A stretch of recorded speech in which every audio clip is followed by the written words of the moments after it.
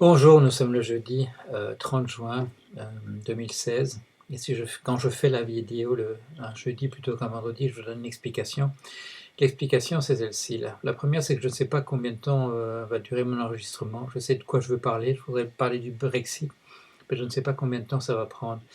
Et aussi, je voudrais m'assurer d'être un peu plus réveillé que je ne le suis en général un vendredi matin. Je fais souvent ces vidéos au saut du lit, plein d'enthousiasme parce qu'on est vendredi et que je vais faire ma vidéo, mais je ne suis pas toujours vraiment réveillé. Alors qu'ici, je voudrais vous parler des choses, je dirais de manière peut-être un peu plus systématique, sur cette histoire de Brexit, qui est une histoire qui tourne très très mal, qui a été mal engagée, et je voudrais un petit peu en parler en tant que personne qui n'est pas un sujet britannique, mais qui a vécu 11 ans, même un peu plus dans ce pays-là.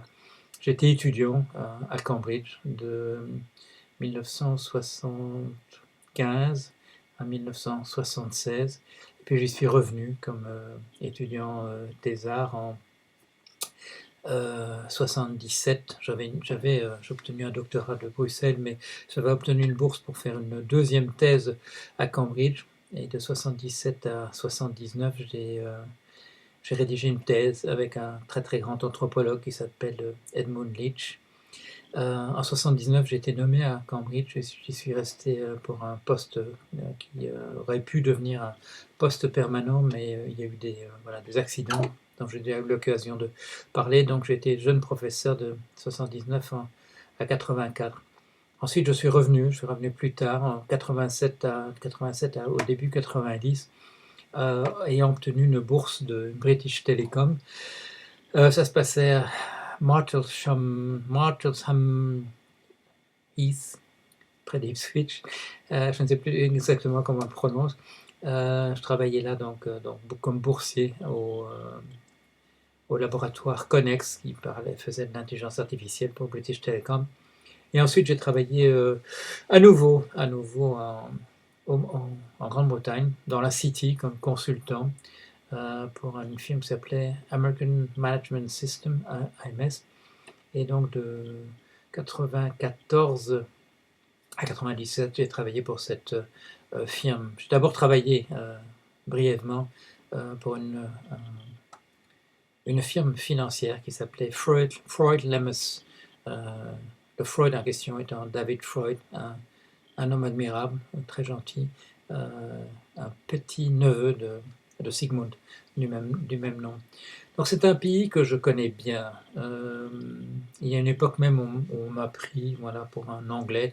On s'adressait à moi comme quelqu'un qui habitait là. Il faut dire que j'avais pris la peine, c'était une question de vie ou de mort d'ailleurs à Cambridge, à apprendre l'anglais, comme si j'étais né dans cette langue.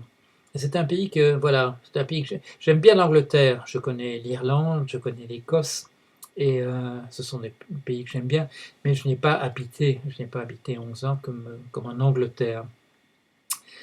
Jacques Lacan disait que les Anglais étaient des pirates, et malgré tout l'amour que je porte aux Anglais, souvent cette pensée m'est revenue de cette remarque qui est tout à fait judicieuse. Ce qui n'enlève rien à mon affection pour l'Angleterre. Si je n'avais pas perdu mon boulot en 94, j'y serais probablement toujours. Je me serais coulé dans le moule d'être un Anglais à proprement parler, et je pouvais passer pour l'un d'eux.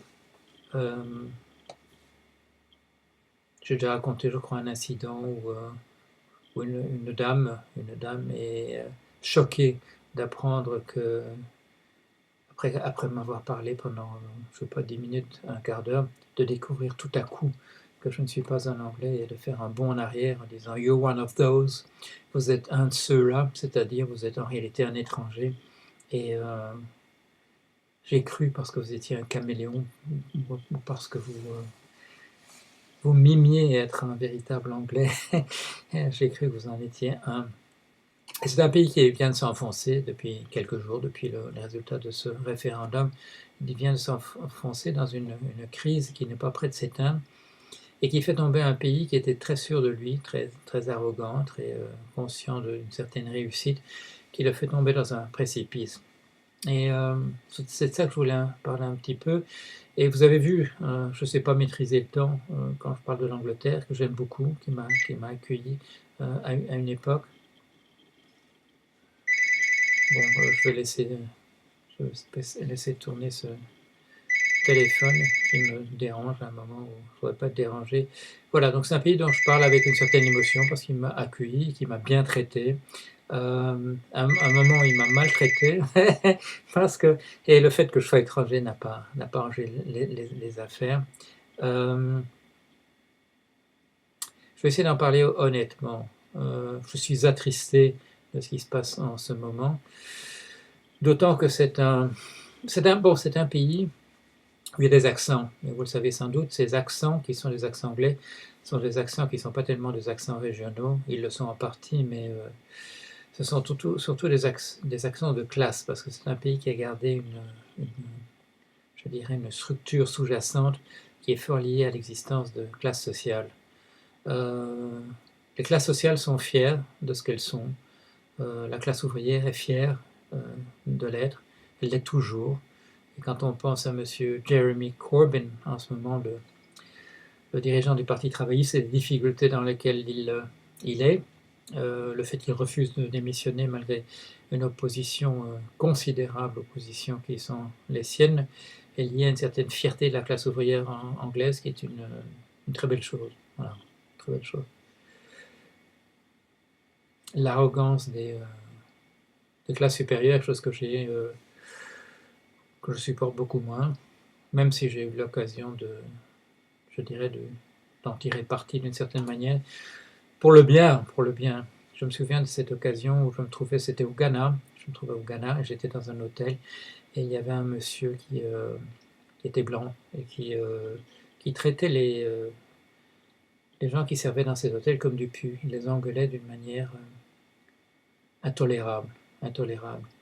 Et là, je me suis approché de lui, et j'ai utilisé le système anglais. J'ai adopté mon meilleur anglais, avec l'accent de Cambridge le plus marqué, et je lui ai dit, monsieur, veuillez arrêter de vous conduire comme vous conduisez. Et là, je croyais que la réponse allait être un coup de poing sur la figure, et j'étais prêt à l'esquiver d'une certaine manière. Et sa réaction a été la suivante. Il s'est tourné vers moi, il a dit, Sir, je vous promets que je ne me conduirai plus jamais de cette manière-là. Et donc j'avais obtenu ce que je voulais, mais je l'ai obtenu pour de mauvaises raisons. Je l'avais obtenu parce que je m'étais situé au-dessus de lui à l'intérieur du système anglais que je connaissais bien, et je lui avais parlé de telle manière à le faire taire comme un manant. Je ne m'attendais pas à ce que ça marche, hein, honnêtement. Mais ça a marché, et c'était la confirmation un petit peu, je dirais, de ce que j'ai pu apprendre. Alors, cette arrogance, elle a beaucoup d'inconvénients, et on vient de les voir. Un certain nombre de gens qui étaient des mauvais joueurs ont bluffé dans une partie qu'ils n'arrivaient pas à maîtriser. Il y a eu M. David Cameron qui s'est dit qu'il allait se débarrasser, Premier ministre démissionnaire selon lui, représentant du Parti conservateur, s'est dit, je vais me débarrasser d'une certaine opposition à mes positions sur l'Europe, et par ce référendum qui sera gagné facilement, il a bluffé et il a perdu. En face de lui, il y avait M. Boris Johnson, qui était à l'intérieur de son même parti, conservateur, une personne dont je ne qualifierais pas l'attitude, c'est voilà, pour éviter que mes mots dépassent éventuellement même ma pensée. C'est un monsieur dont on s'est dit qu'il allait remplacer M. David Cameron.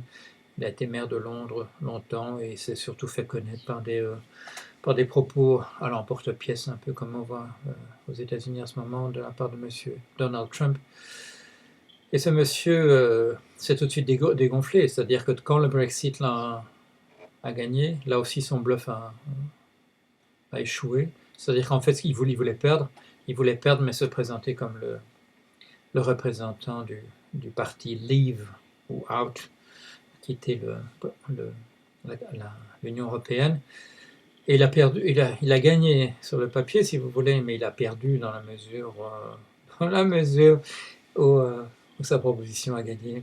Et je dirais, la conclusion, le verdict, la fin de son bluff, ça a été au début d'après-midi, quand il s'est dégonflé même à se présenter à la présidence du Parti conservateur et à devenir du coup le prochain Premier ministre. Certains de ses collègues avaient c'est l'épouse d'un de ses collègues qui, dans un message qui a fuité, délibérément ou non, faisait savoir qu'il n'était pas à la hauteur, ce dont tout le monde se doutait.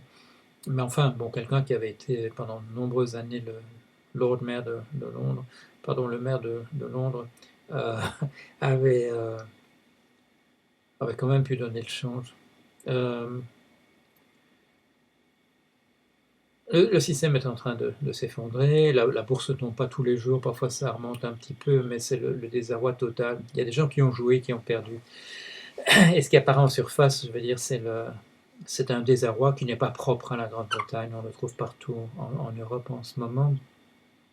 Mais là, je dirais, par exemple en France, on savait depuis un certain temps que ça n'allait pas bien, mais en Angleterre, en Grande-Bretagne, jusqu'à ce qu'il y ait lieu ce référendum, on pouvait donner le change, on pouvait donner l'impression que tout allait bien. Et là, tout à coup, le château de cartes est en train de s'écrouler.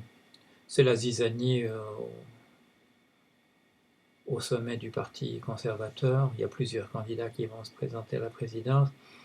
Du côté du Parti travailliste, on n'emmène pas large non plus. Monsieur Jeremy Corbyn, dont j'ai parlé tout à l'heure, avait été bien nommé à la fin de l'année 2015. Mais hier, il se trouvait avec un vote de défiance humiliant.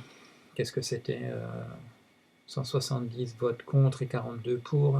Il faudrait vérifier les chiffres, mais enfin, c'est quelque chose comme ça. Il refuse de démissionner. Et je l'ai dit, sans doute par fierté. Et là aussi, voilà, implosion du Parti conservateur, implosion du Parti travailliste. L'Écosse a une position cohérente, le Parti nationaliste écossais a une position cohérente. Les Écossais ont voté massivement pour le maintien dans l'Union européenne. Et Nicola Sturgeon, qui est à la tête de ce parti, a la possibilité de saboter, si elle le voulait, le processus de Brexit,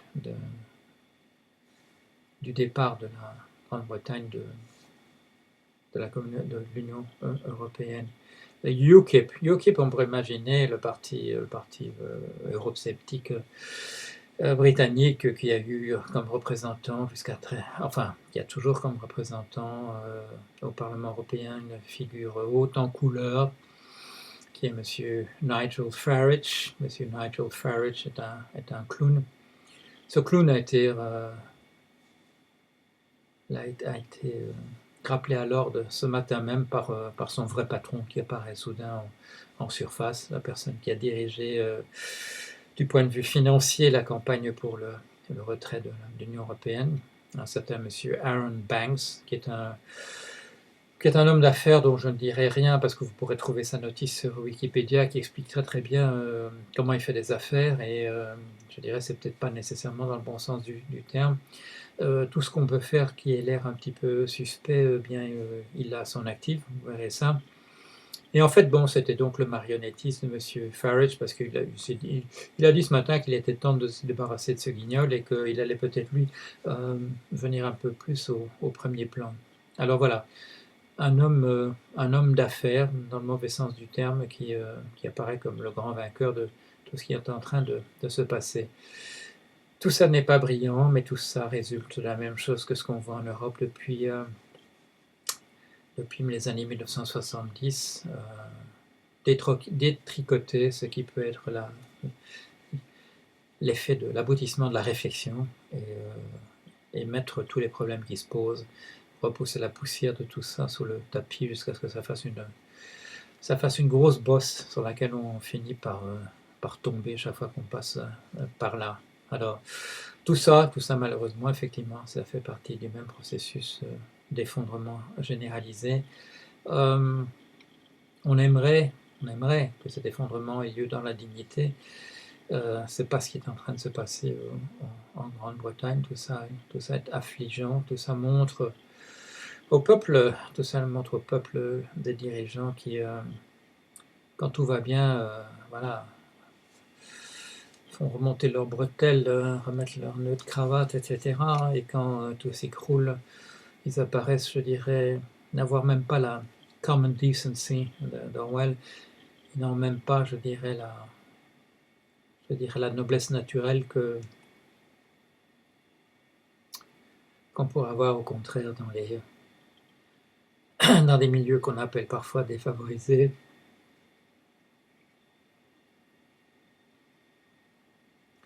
Et où au moins on a de la dignité et de la fierté. Voilà.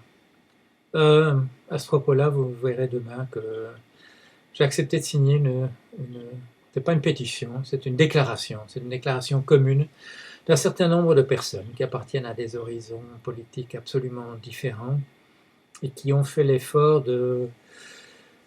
d'essayer de mettre tout ça ensemble d'une manière qu'on puisse signer dans un esprit un petit peu, je dirais, d'unité nationale.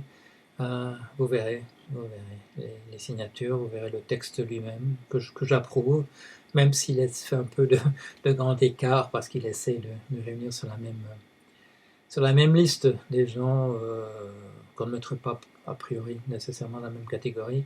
Mais c'est une chose qu'il faut faire maintenant. Voilà, il faut que les bonnes volontés soient confédérées, qu'on se retrouve ensemble, les gens qui sont prêts à redrousser leurs manches et à empêcher, non pas que cet effondrement ait lieu, parce que c'est peut-être un peu au-delà de notre capacité, mais au moins que ça se fasse dans la dignité. Voilà. Ceci dit, bon, pas de défaitisme, hein. On se battra pour que ça marche, mais en sachant que voilà, il y a des vents contraires, c'est pas évident. Voilà. Bien, allez, j'ai essayé d'être vraiment professionnel plutôt qu'amateur, mais il y a encore eu des petits flottements liés à la nature humaine.